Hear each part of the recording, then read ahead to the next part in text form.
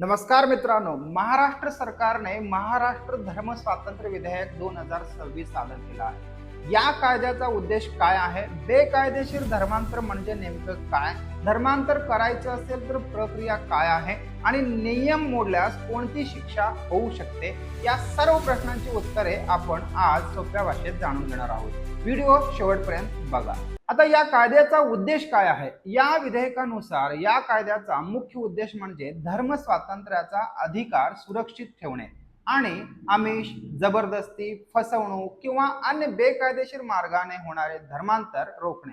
सरकारच्या मते हा कायदा स्वच्छेने धर्म स्वीकारण्यावर बंदी घालत नाही, तर बेकायदेशीर धर्मांतर रोखण्यासाठी आहे। आता बेकायदेशीर धर्मांतर म्हणजे काय? या कायद्यानुसार खालील प्रकारे केलेले धर्मांतर बेकायदेशीर मानले जाऊ शकते। जसं की पहिला, आमिष दाखवणे। आमिष दाखवणे म्हणजे काय? तुम्ही समजा मोफत पैसे द्यायचे, फुकटचे पैसे द्यायचे, रिटर्न मागायचं नाही, भेट वस्तू, नोकरीचे आश्वासन द्यायचा किंवा शिक्षण सुद्धा मोफत देतो म्हणून सांगायचा किंवा लग्न होत नसेल तर लग्न करून देतो किंवा करून दिलं जाईल असंही आश्वासन देणे, अधिक चांगले जीवन देण्याचे आश्वासन देणे, दैवी उपचाराची हमी देणे, अशा प्रकारचे प्रलोभन देऊन धर्म बदलण्यास प्रवृत्त करणे। दुसरा येतो जबरदस्ती। जर समजा धमकी दिल्या जातं, धमकी देऊन जबरदस्ती केली जाते, सामाजिक बहिष्काराची भीती सुद्धा दाखवली जाते, जीव किंवा मालमत्तेला धोका निर्माण करण्याची धमकी देणे किंवा मानसिक दबाव आणणे। तिसरा येतो फसवणूक। फसवणुकीमध्ये कसं? पहिल्यांदा खोटी माहिती सांगितली जाते, खोटी ओळख दिली जाते, खोट्या गोष्टीवर विश्वास सुद्धा बसवली जाते। या सगळ्या गोष्टी त्याच्यामध्ये येतात। चौथा येतो बळजबरी। शारीरिक शक्ती वापरणे किंवा इजा करण्याची धमकी देणे। पाचवा येतो अनुचित प्रभावयुक्त व्यक्तीचा वापर करून एखाद्या व्यक्तीवर असलेला प्रभावाचा गैरफायदा घेऊन धर्म बदलण्यास भाग पाडणे। कायद्यामध्ये नेमकी बंदी कशावर आहे हे पाहूयात। या कायद्यानुसार कोणतीही व्यक्ती स्वतः किंवा इतरांच्या मदतीने आमिष, जबरदस्ती, फसवणूक, धमकी, लबाडी किंवा अनुचित प्रभाव वापरून दुसऱ्याचे धर्मांतर करू शकत नाही। अशा प्रकारे केलेले धर्मांतर शून्य व निरर्थक ठरू शकते। आता येऊया विवाह आणि धर्मांतर। जर केवळ बेकायदेशीर धर्मांतर करण्यासाठी विवाह करण्यात आला असेल तर न्यायालय तो विवाह शून्य घोषित करू शकते।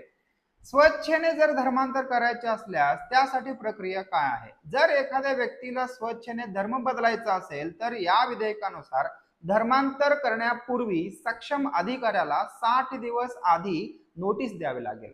यानंतर सार्वजनिक सूचना प्रसिद्ध केली जाऊ शकते, आक्षेप मागवले जाऊ शकतात आणि आवश्यक असल्यास चौकशी केली जाऊ शकते। धर्मांतर झाल्यानंतर 21 दिवसाच्या आत घोषणापत्र सादर करणे आवश्यक आहे। घोषणा न दिल्यास तो धर्मांतर शून्य ठरू शकते। आता याच्यावर तक्रार कोण करू शकतो? या कायद्यानुसार धर्मांतरित व्यक्ती, तिचे आई वडील, भाऊ बहीण किंवा जवळचे नातेवाईक पोलिसांकडे तक्रार दाखल करू शकतात।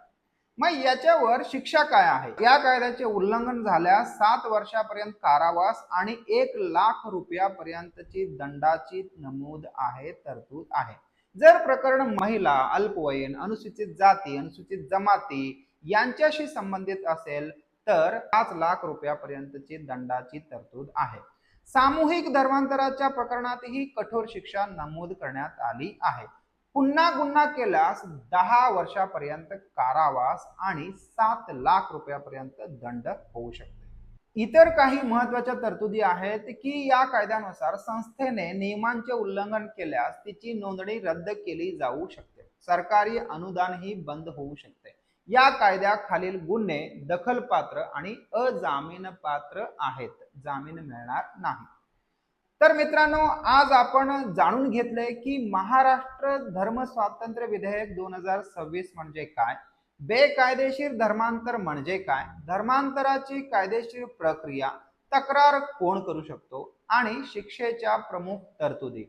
या कायद्याबाबत समाजात विविध मतप्रवाह आहेत, म्हणून कोणतेही मन बनवण्यापूर्वी कायद्याचा मूळ मजकूर वाचणे आणि अधिकृत माहितीचा आधार घेणे महत्त्वाचे आहे। आणि या माहितीचा अधिकृत आधार कायदेशीर जे काही GR आहे ते मी या व्हिडिओच्या लिंकमध्ये शेअर करेन. अशाच कायदेशीर व शैक्षणिक माहितीसाठी आपल्या चॅनलला सबस्क्राईब करा, लाईक करा आणि शेअर करा. जय हिंद, जय महाराष्ट्र.